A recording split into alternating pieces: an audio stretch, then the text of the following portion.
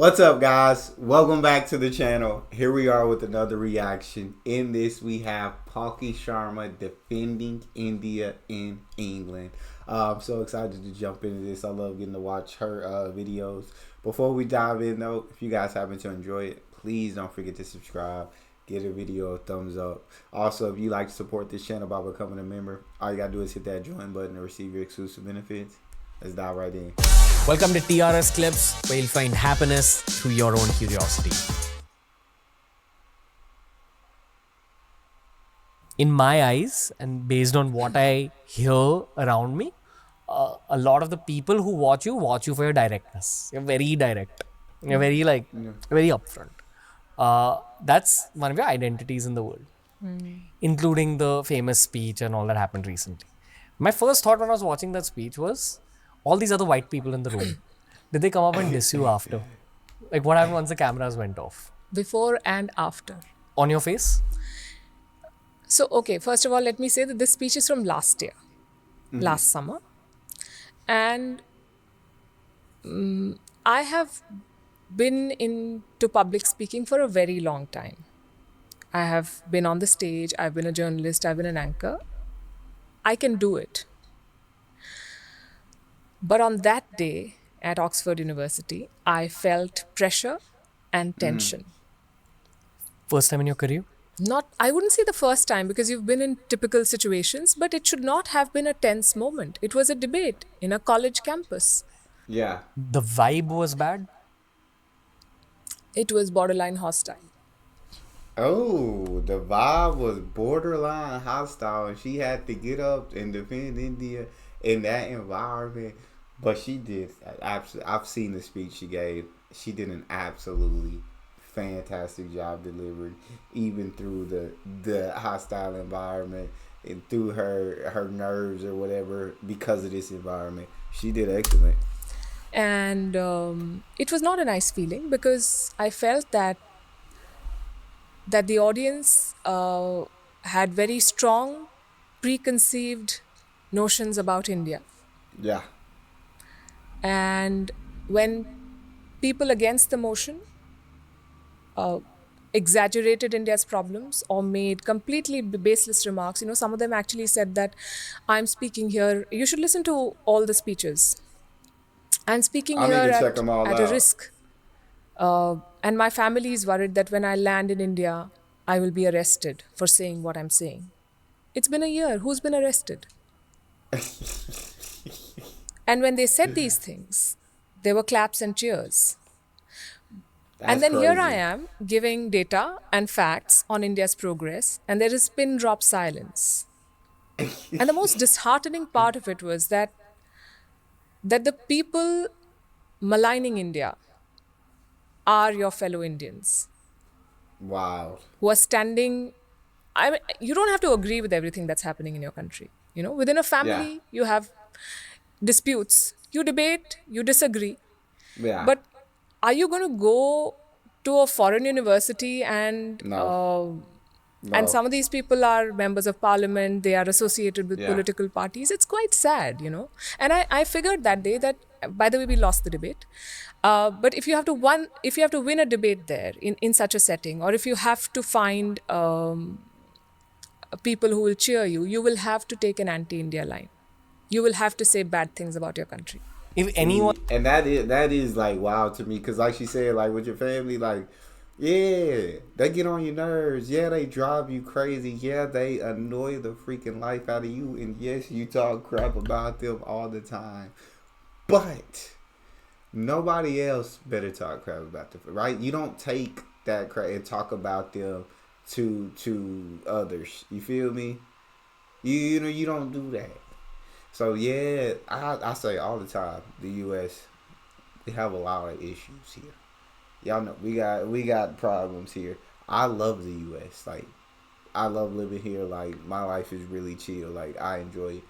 We got issues, but I ain't just gonna go abroad and be like, the U.S. just absolutely sucks. I hate living there. All these issues.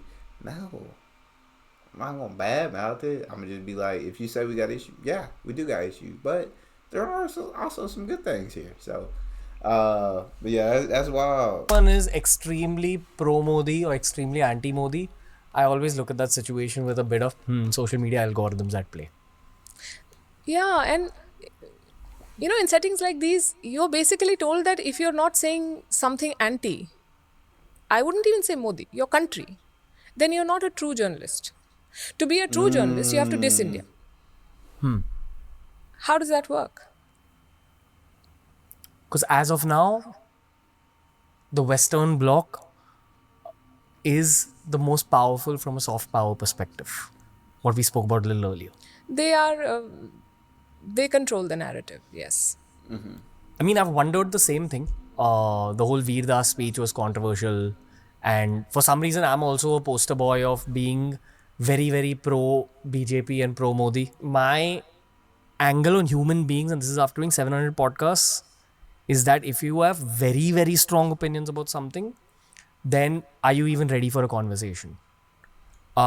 Thank you. And my other angle is that no matter what your opinions are, no matter how anti-BJP or anti-Modi you are, don't diss India on a global stage. It's the Yeah. equivalent of scoring an own goal in football or Facts.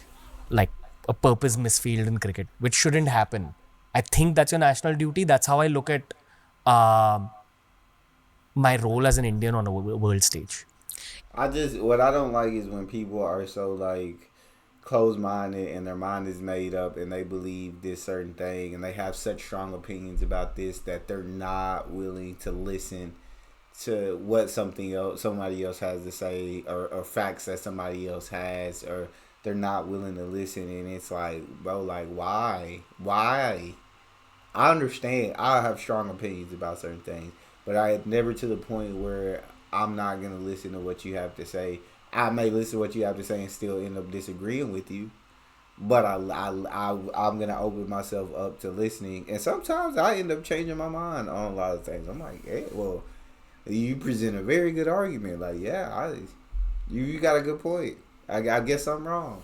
And so, but yeah, he said you don't diss your country on a global stage. I feel that. I I feel mean, that. see, yeah, you could argue that it was a debate at the end of the day and they had to True. present their side. But there's a True. way to do it. And I would say that every Indian outside of India is India's brand ambassador, Yeah. right? So you can't make baseless claims. You are negatively affecting the soft power of your own motherland when you diss India on a global stage.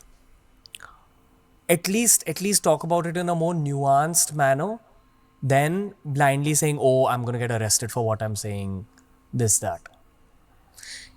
I think it stems from something else also. It stems from the fact that for whatever you do, and this is the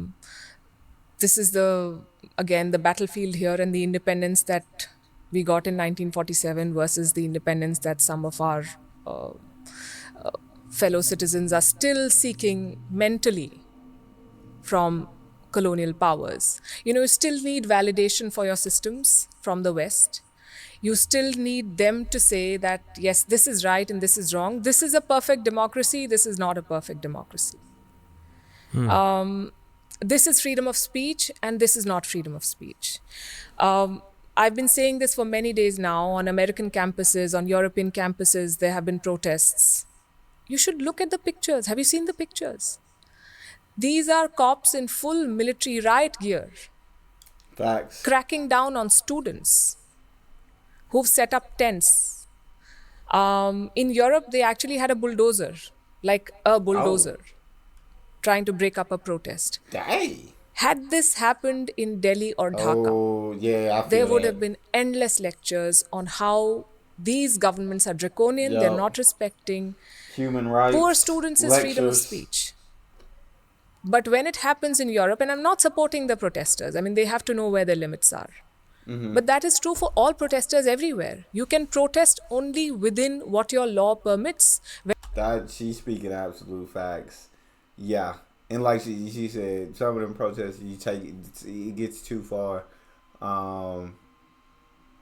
But had it happened in India, yeah, the West would have definitely written about it like it was such a huge issue. But when it happens in the West, it's not that big of a deal. When you block highways in India, then it's supposed to be a protest for a righteous cause. But when you block highways in Canada, police will come and beat you up, and that should be okay because you are affecting law and order. How do these double standards work?